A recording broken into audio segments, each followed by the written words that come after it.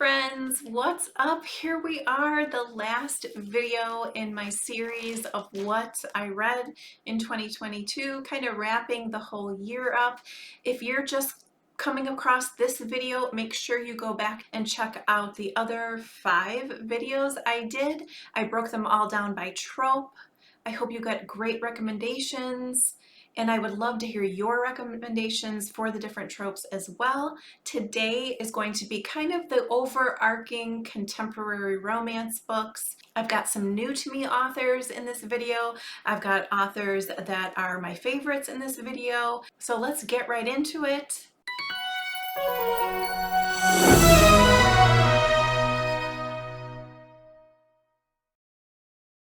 The first book that I read under this umbrella was The Last Chorus by Nikki Ashton. Nikki writes a lot of rom-coms. This was a whole new lane for her.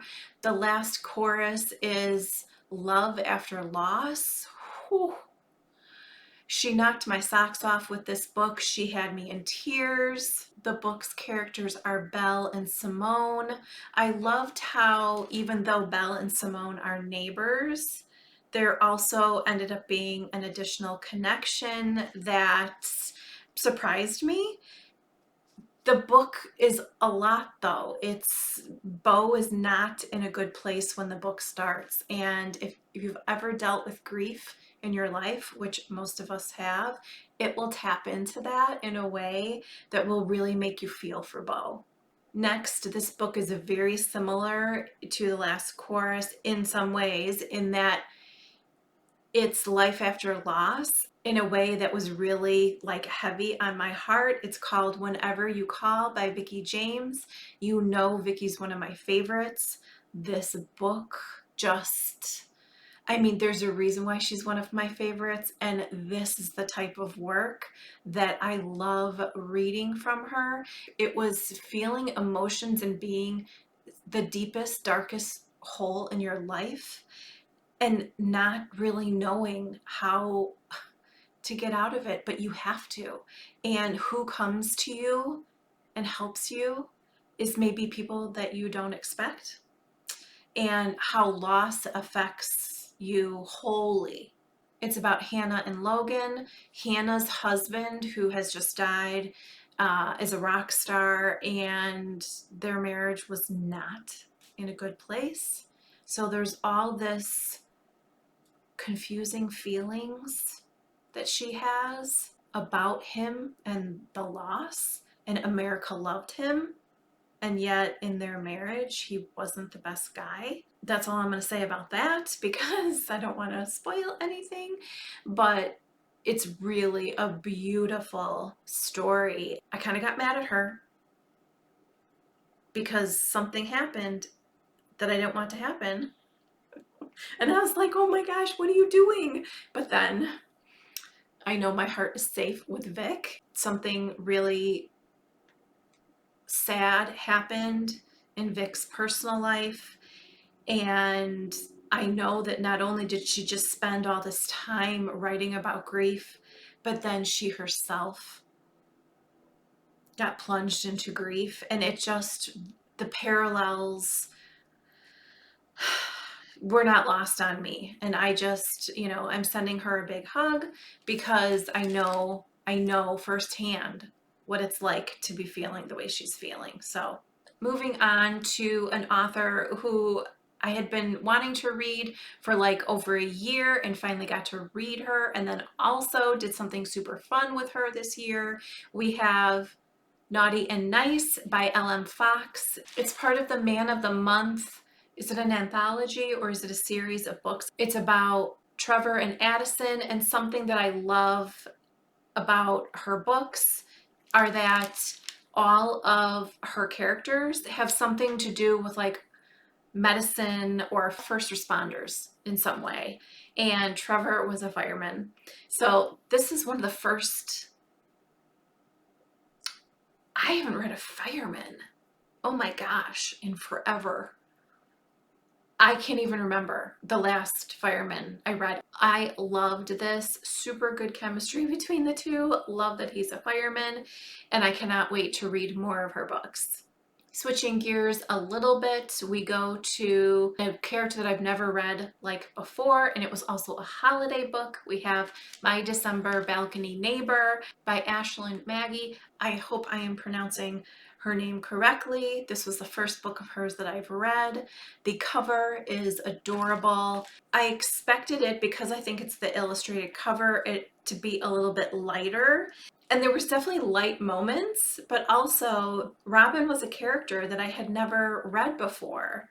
The book is about Robin and Ezra. He comes in December and spends the month in an apartment that is just across from hers, and their balconies are like just across from each other. Like for the past 3 years, he's come, 3 years or something, he's come and lived there. And she's like, oh my God, he's so cute.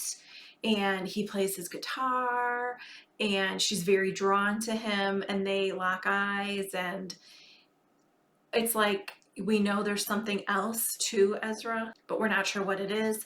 Robin, she actually had an accident and it took her hearing. So I've never read a deaf character before, so that was super interesting, and I thought that she handled it really, Aisling handled it really, really well. This book was a really happy surprise for me, and then you sprinkle in the holiday, and I really liked it. Is my girl, Teal Swan, The Do-Over. It is the fourth and final book in the Miles High series. Look at this baby. Oh my gosh, it's enormous. So this is about Christopher and Hayden. It's a little bit vacation romance. It's a little bit city boy, country girl, little bit of like secret identity kind of type thing. And I was super anxious to finally get to Christopher's book. There was something I really liked about him. I loved, of course, seeing the other Miles brothers in the book as well. I was so sad that it was the last book in the series. We are going to get an epilogue, which is Miles Ever After. But there was something about the Do-Over that felt very last book for me. I loved, there seemed to be a little bit more about all the brothers and their wives and the kids. And that's almost my favorite part of epilogues, and T writes amazing and my favorite epilogues. If there was going to be a last book, this was a great last book in the series. I also read The Mastermind by Dylan Allen. I so enjoy her books. This book is about Omar and Jules, her break and his beat. Oh my God, her heartbreak. He's her heartbreak and she's his heartbeat. Stop it. There's a little bit of like sports romance mixed in here, but there was really something special about Omar and Jules that Dylan writes honestly and organically, the journey that they go on, and the fact that they know that they are each other's soulmates and they're going to do the work, and that life throws stuff at them, but they are committed. And I know that sounds like duh, but there's something really extra special about how Dylan writes that with Omar and Jules. I loved it. That's it. Between these six videos, is it six? I think it's 6 videos.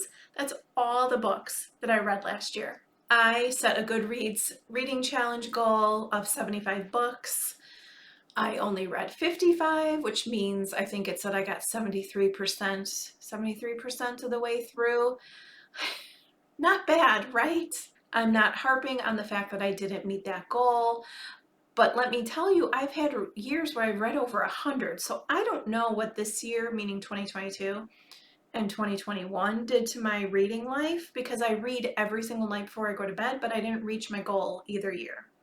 Do you guys set a Goodreads goal? Do you set a challenge for yourself if it's not on Goodreads, just in general?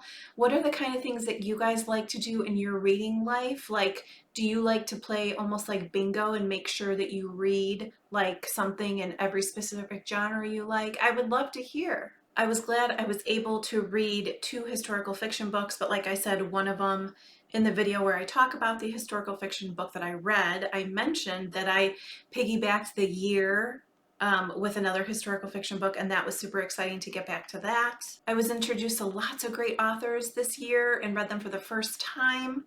I went to my first book signing. Overall, 2022 was a great reading year for me. Let me know if you have read any of these books or tell me your recommendations for these tropes.